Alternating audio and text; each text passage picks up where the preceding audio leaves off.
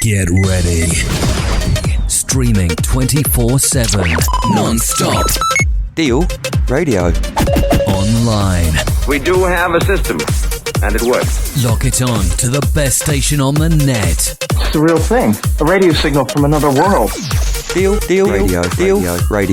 Defining radio for the 21st century. Very warm welcome to this week's edition of In My Life with me, Richard Sirott. And I have with me in the studio married partners. They promise they won't argue.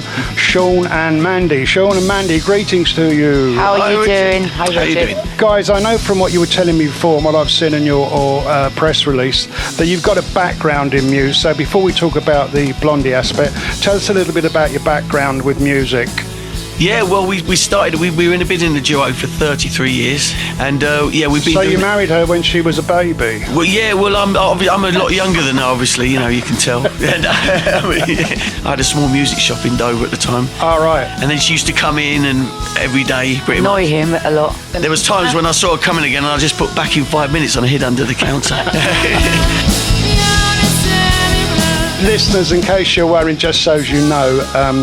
Mandy does look like a blondie, and she's a very attractive lady. Debbie Harry, we've got to say Debbie Harry because Debbie Harry. We've been in trouble before. Right. Because we say Blondie. Who's Debbie Harry? Yeah.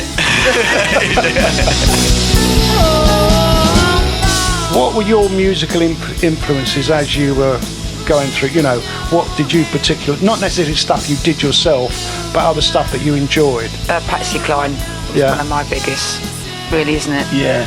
Yeah, that kind of the style, that country style at the time. And then when it diverged, obviously, like Blondie was a big part. We did a lot of Blondie songs in our duo right along the years.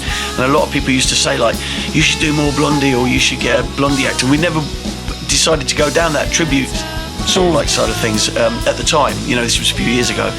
And then one day we just got a click and just said, like, well, let's do this, you know. We have a good friend of ours called Paul Naylor, and he always said to me, like, you need to do a Blondie tribute. I was like, I'm not too sure, but he said, you have to. I'm like, okay. Yeah, so and then when I... He's a man of good taste. I know, yeah. Tell that. If you remember their costumes, they pushed the boobs up to a very high level. And so they had to be trained. So when they came to serve at a table, they served by bending backwards. They didn't bend forwards, they bent backwards, and that was called the bunny dip. Blimey. Now, how's that for a piece of useless information? That's it. I was thinking, I might try that. Yeah. You can implement that into the set now. Well, falling backwards. Well, you could have a bit of fun with it on stage. You could come on and sort of go backwards. I did the other day actually at the Skegness. Yeah. I got this, obviously the high thigh boots and stuff, and I was on a bit of a boogie on stage. I thought, whoa! And one foot went. 1 foot nearly went. I didn't know at the time until I saw it back on the video. I thought, always, if that other foot just had gone, that would have been it. Bang! Without the tray this time. Yeah, but again, a lot of people, a lot of fans won't know that Deborah was a bunny girl. So I mean, if you want to incorporate that, it's just a little bit of fun chat. That's another costume. Another costume. Sorry, Ian. That's 8 costume changes. Yeah, but you don't want your boobs falling out on stage. No, definitely not. No.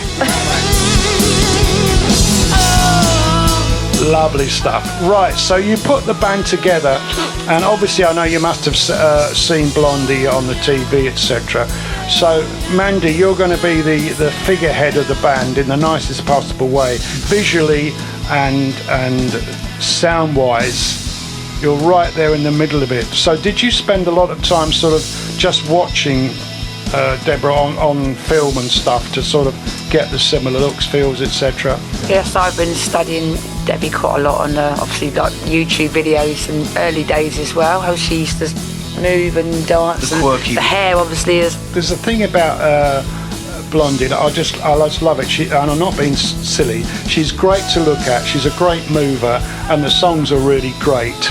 Because, you know, it's not just about one style of music all night. It's kind of, it does change. It's very changeable. So we love it. It's fantastic. Yeah. We play it over and over in rehearsals again, and you still enjoy playing the songs, you know.